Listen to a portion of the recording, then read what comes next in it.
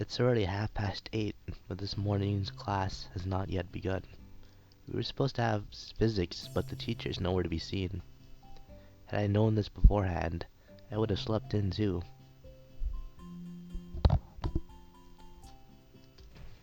Suddenly the classroom door slams open, and Mateo grunts his morning greetings to us from the doorway. Good morning, everyone. Mateo looks like he has not slept at all. The stubble is messier than normal hair, and the strange dress shirt create a less than favorable impression. I guess he had fun last night at the festival too.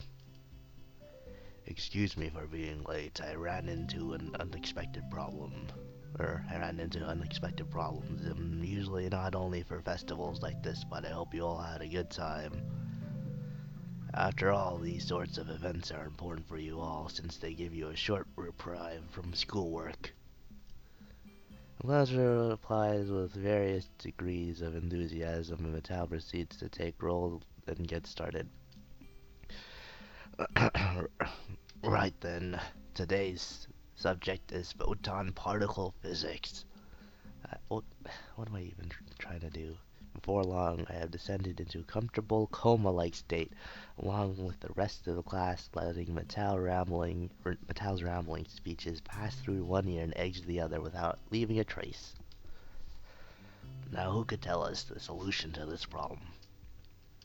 He's written a rather easy equation on the blackboard. Desperately, he tries to get the class to participate.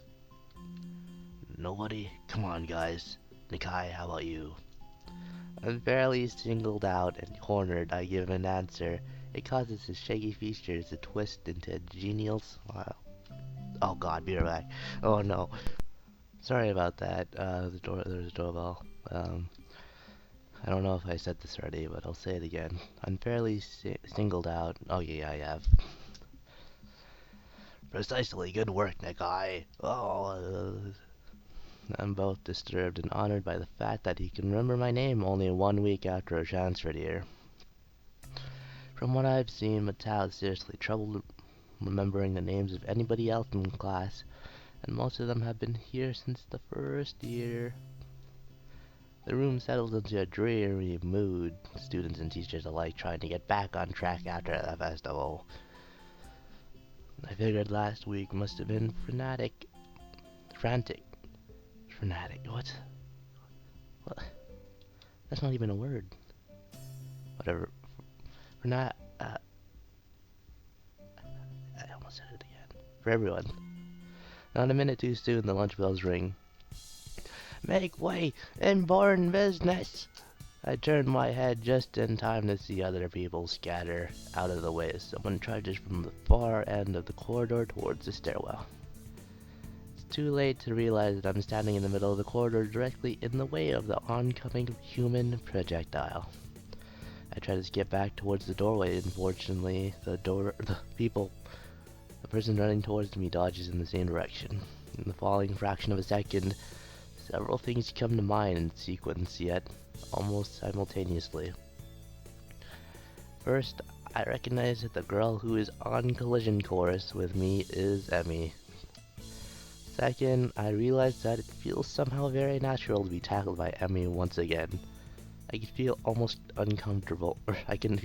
comfortable if not for the reflex of panic and terror.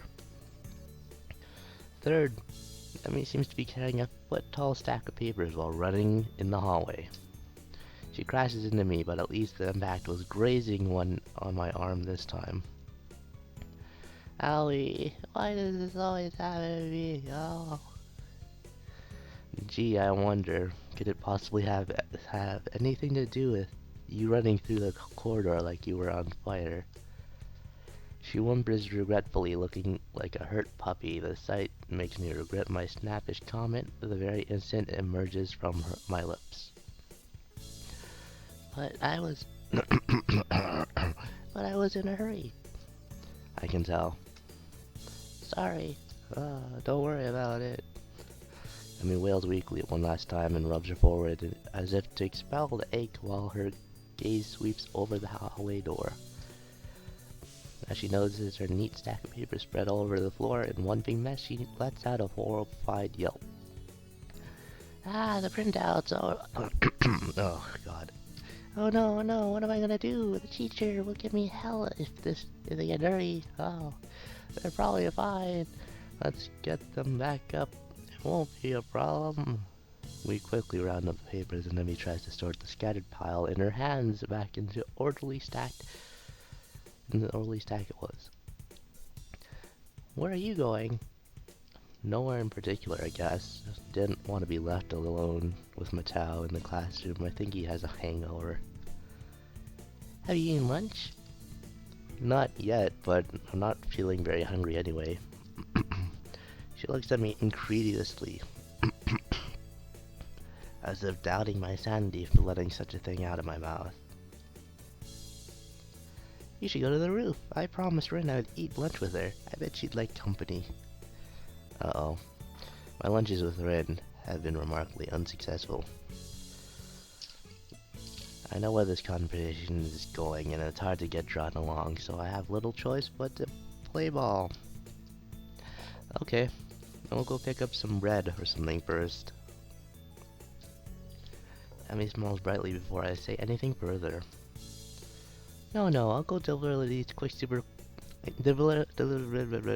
quick, and then go buy lunch for us. And Rin, too, of course. What kind of bread do you like? It's fine, you don't need to. Don't worry, it's all right. Consider it an apology. I'll be back before you know it. That's what I'm worried about. Don't get into another accident. Emmy starts walking down the hall, but since she's still talking to me, she isn't watching where she's going. I won't. Famous last words. She's already jogging down the stairs as she shouts that not so reassuring promise back to me. Sighing quietly, I start plodding along in her wake, but instead of taking the stairs down, I climb upwards. The stairwells to the roof is unlit, just as creepy as it was before. The door squeaks weakly in protest as I push it open. Rin is there too, like Emmy said, lying on her back at the other end of the pebble-covered rooftop for some reason. Predicting something unnecessarily strange again, I walked to her as slowly as possible.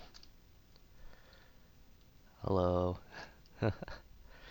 She sounds very drowsy as she says that, stretching the end of the word with a slurred voice.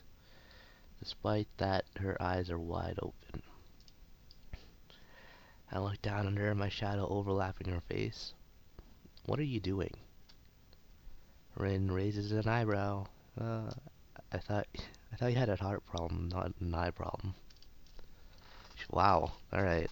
She answers challenging the rationale of my perfect valid question without even tilting her head to look at me.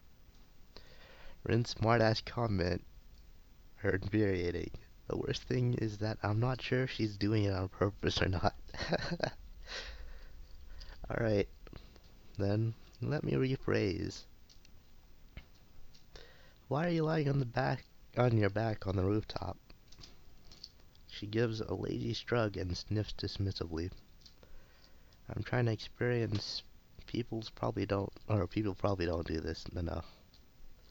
What exactly are you trying to experience here? I can't really tell, but there's probably a reason people don't do whatever. Don't do, yeah, whatever.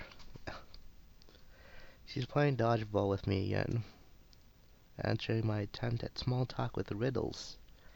I don't want to puzzle out, but I don't want to ignore her either.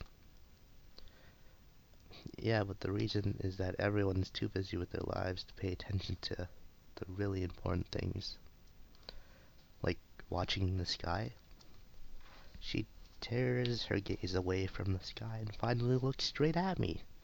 The penetrating deepness in her eyes once she focuses them on something is startling. You know, if you were a girl, I could see your panties. Oh, If I was a girl, I wouldn't come this close to anyone who tried to sneak a peek at my panties. I have that much common sense.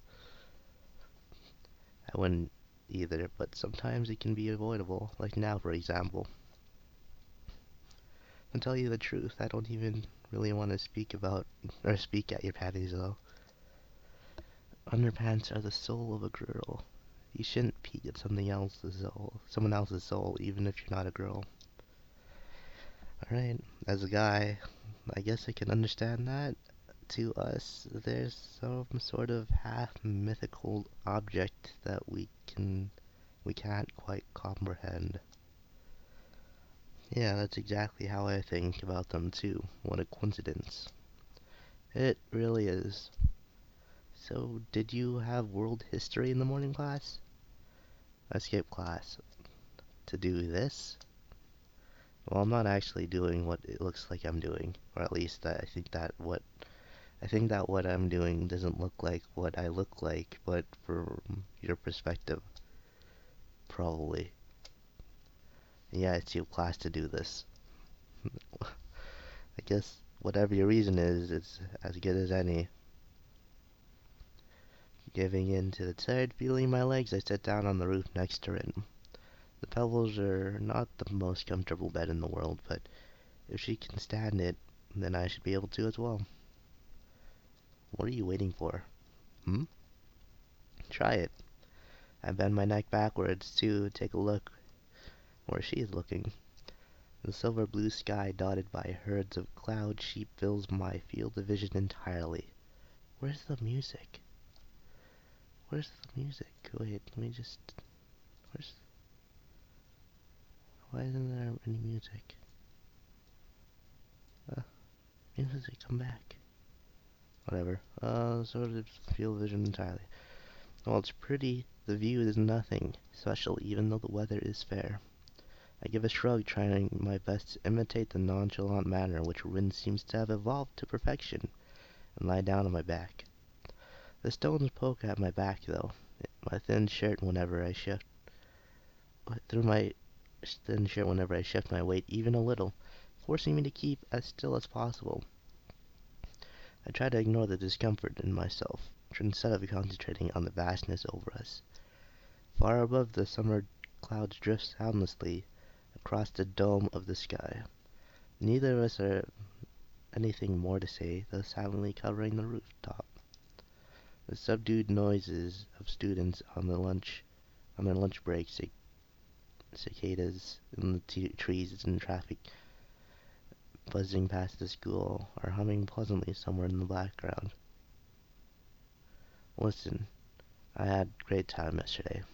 Did you? Well, to be honest, no, but it was alright.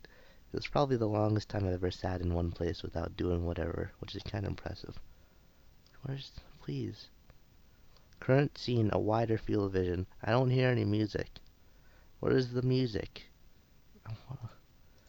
Alright, I'm gonna be right back. I'm trying to figure this out.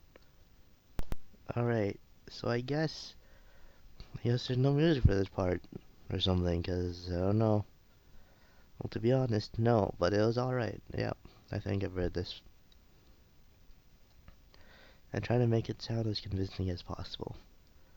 Is that impressive? I think it is. I'm usually too restless to do anything like that. I think I had a good time too. The cloud passes above us, casting its shadow on the school. A chill surges through me from the sudden change of sunlight to shade. I realize that the summer is not in its full bloom quite yet. Only measure of time passing is the slow pace of the clouds moving towards the town. Stray beams of golden sunlight leak through the gaps, blinding me for a moment whenever they hit me directly in the eyes. The blue of the sky looks so unreachable. This reminds me of the time I spent in the hospital whenever I was bored out of my mind on a daily basis.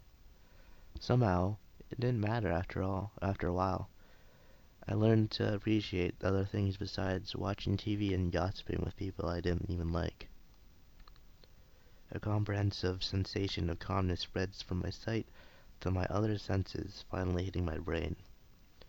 An airplane zooms by, leaving two thin is in its wake, like a pair of chalk lines drawn from one end of the sky to the other.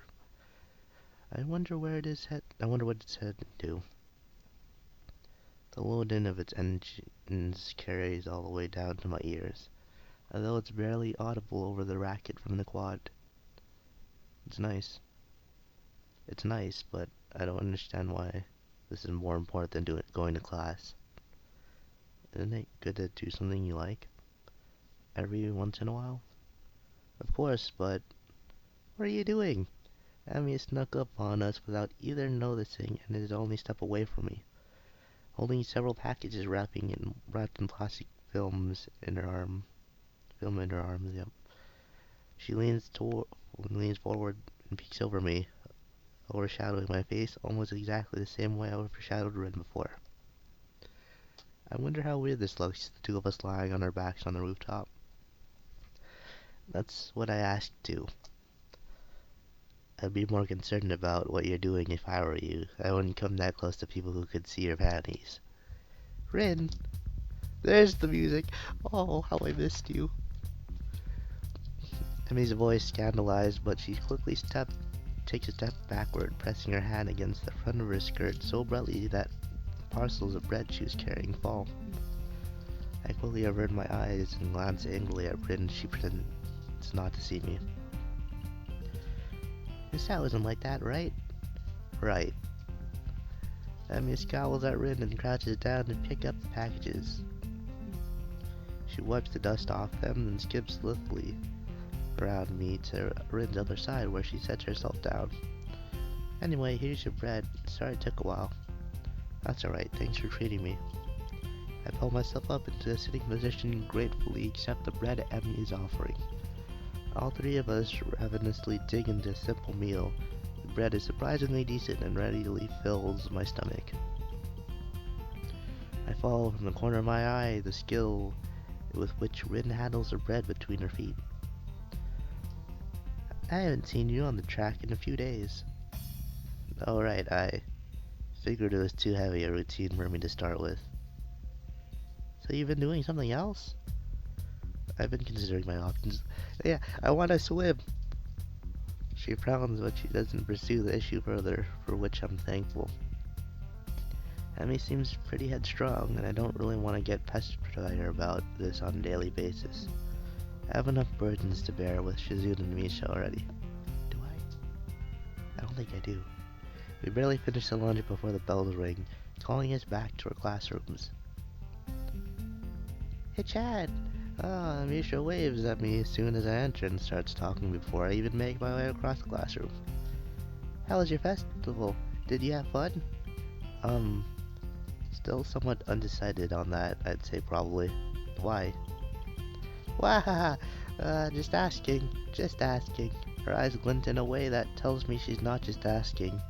I can't even start to guess her motives though. As the well-timed entrance of the English teacher prevents us from talking further, Misha falls back to plan B. I was there all day with Chad and we had lots of fun. Weren't you supposed to be doing work? Don't worry, everything went really well. I don't reply to that, and she leaves me alone after Shizune demands her attention.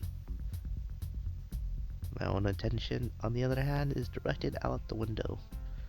Now that I look at it from here, through the window and the foliage just outside, the sky seems smaller. I catch only a glimpse of blue. Everything else is clutter of noise right in the middle of the field of vision. What experience did Rin want out of staring at the sky? Surely she doesn't. She's done it before. Everyone has. It's no use trying to guess her mind, but if I don't do that, then I have no excuse for not concentrating on the teacher's words. I look at the scribbles appearing on the blackboard, trying to figure out their meaning with a little success. English really is not my favorite subject. We have a strong mutual dislike for each other. Thick, hot afternoon light invades the corridor, making the air feel heavy and lazy. My body weighed down by it as I dragged it 2 doors down the hallway to the art classroom. Maybe this is part of the reason why I didn't join any clubs before. The afternoons just aren't suited for activity. Oh wow, this is new. I knock on the door of the art room and open it. A girl who is possibly doing something important with a scroll of paper she's carrying turns directly to me and smiles in a sweet, a bit confused manner. Whoa, hello. Oh, I didn't expect this. This is the art club, right? Yep. You interested in joining? Yeah, in fact, I might already have done so, but we'll see. I give her a weak smile and her own widens a notch, making me feel no less nervous. Great, have a seat, then. We'll start when the teacher gets here. Without even scouting the room for a good spot, I walked quickly to the back of the room and settled myself on a free seat apart from everyone else. She was cool. She was a cool student. A few other members are lounging in the seats waiting for the teacher. Rin sits alone in a window seat looking outside. She's the only person here that I know, although a guy I've never really gotten along with from my own classes here too. What the hell? You don't get along with that guy? Really? Alright. Nobody else comes to greet me. Maybe introductions are left for later, so I just settle for silent observation as well. One boy has sunglasses on, an odd sight indoors. Weird, were we not at Yamaku, I bet he's the blind student Rin was talking about. The wait proves to be extremely short. Namiya walks over to stand behind his desk in 3 long strides, then gives me a smile and a flamboyant greeting. Good afternoon, everyone. First things first, Isao, there is a new member, so everyone get along with him. He winks at me unsettlingly. All 8 members of the club, including myself, answer his greetings with considerable enthusiasm. Still, people finally straighten up their seats and begin to pay attention. I think some of us still have projects to work on, so please continue with those if you like. As for the rest, I was thinking that today we could do some rough studies. How does that sound? Nobody answers except with some unintelligible murmurs, which Nomiya, I don't know, apparently interprets as a unanimous approval. Alright then, everyone not working on other projects, choose a partner and draw a sketch of one another. You should be able to complete this today, but if not, we can continue it next time, or even do it again if you find it interesting. Remember to pay attention to the lighting and shadow, and give it your best. Pairing up, I feel pretty awkward about it, hardly knowing anyone here. I wish someone would ask me to be their partner. People stand up and move their chairs closer together, but nobody comes to me. Pretty soon everyone else has paired off, friends team up with each other, but I'm left alone. Well, there is Rin. She's sitting in the furthest corner of the classroom, still staring out the window and seemingly uninterested in taking part of the exercise. Since she's the only other one without a partner, I walk to her seat. I can't see her face because her hair is covering most of it, and she's looking away from me. Rin? I call out to her, no response. Hey, wanna partner up? You're the only one I know here. She seems to finally acknowledge my presence, head turning like a robot, and she looks to see who's addressing her. Rin doesn't answer, and I don't want to repeat the question either. I'm sure that she heard it the first time. Why doesn't she say anything? It can't be such an awful fate to be paired up with me, can it? She doesn't look at my face, instead stares directly at my chest and stomach. Oh, okay, why not? Okay, good, great. I'll get the stuff for us. Looking at the equipment, this is prepared for today's meeting confuses me. Instead of graphite or pencils, we were apparently supposed to do ink sketches. I've never done anything like that before. The teacher, however, seems confident in my abilities to adapt to this medium. Simple. First you do the outline in ink. You let them dry, and then you shade with a diluted ink. This is called India ink. It works like watercolors. If you're uncomfortable with it, Use a pen instead or a brush for the outlines. Got it. I pick up paper, water cups, one pen for me, one brush for Rin, and ink for both of us, then return to Rin. Oh, grabbing a vacated chair nearby, I seat myself directly opposed to her. Do you want me to do it with my foot or my mouth? What did you say? She tilts her head, her brow forming questioning arches as if she doesn't understand that I didn't understand the question. I don't mind drawing either way. You look better if I do it with my foot, though. With your foot, then, if it's all the same to you. Nodding in answer, Rin gets up from her seat and kicks off her sandals. She's two fluid motions. In two fluid motions, she picks up the paper sheet and drops it on the floor, then snatches the brush between her toes before sitting on the floor in a weird half cross-legged position. Although I've seen her do everything with her feet already, from eating to painting, this display of dexterity is so prodigious that I just stare at her stunned. Rin contemplates her blank paper intently. The sharp tip of her brush hovers over the paper in anticipation. When she raises her head to see if I'm ready, I quickly turn my face away. I'll go first. Make a pose. What kind of pose? It doesn't matter. That's the point. You have to make the sketch of the impression you get. Not decide beforehand. I end up just sitting in my chair, my hands hanging limply behind my knees. I look at her, and she looks at me for a moment before beginning. Rin's stare is piercing but impassive. If she were trying to absorb part of me into her own self, I feel like I'm dizzily shrinking under the pressure of her gaze. I get the feeling that the first time since we met, Rin is actually looking at me instead of in my general direction.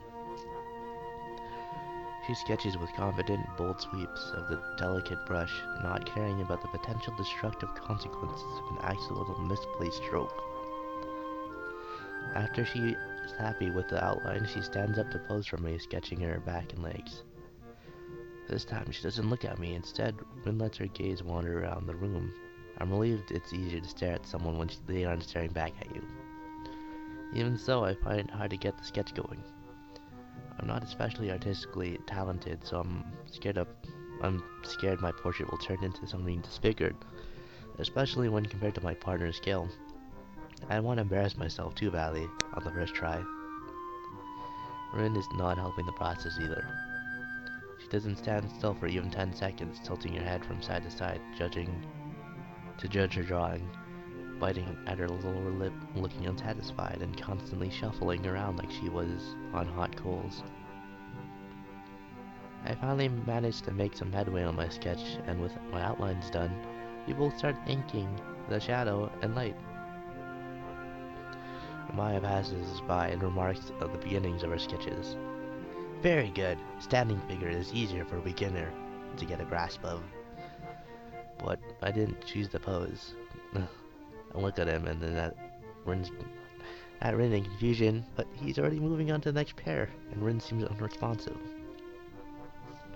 Just like when she was painting the mural, Rin has become so engrossed with her work that it seems to she has shut me in the classroom and the entire world itself out for her own little sphere of existence. Every now and then she leans backwards, seemingly to get some perspective. Sometimes she bends forward, leaning down until her nose almost touches the paper. This rocking back and forth looks silly. Suddenly, Rin proves that she hasn't completely drifted off into a world of her own and speaks. Are you having fun already? She doesn't raise her eyes for drawing, which is a good thing. Breaking on the silence sends a jolt of surprise through me, as if I'd been electrocuted. I don't know yet. It's hard to say. I can't hear how she replies to my answer because it seems she is suddenly having a private, whispered conversation with her sketch. I don't understand how she can draw so well when she has the attention span of a butterfly. And it seems she has lost her interest. I go back to work on my drawing as well. I try to add textures to Rin's hair to somehow grasp the way the golden afternoon sunlight to her bright red tassel flame and transfer it to my paper in shades of black and gray. Somehow this pen and the bottle of ink seems like such a lousy and inadequate tools for the task. Minutes pass, but the sketch doesn't magically look any more like Rin than it did before. Her voice wakes me up from my despair. What about now? Excuse me? Are you having fun already? Why do you keep asking that? Because it's a club, right? Clubs are meant to be fun. You join to have fun, or are you having fun? I think this is it for this part. Yeah, alright. So if you enjoyed, I'll see you guys next time. Bye.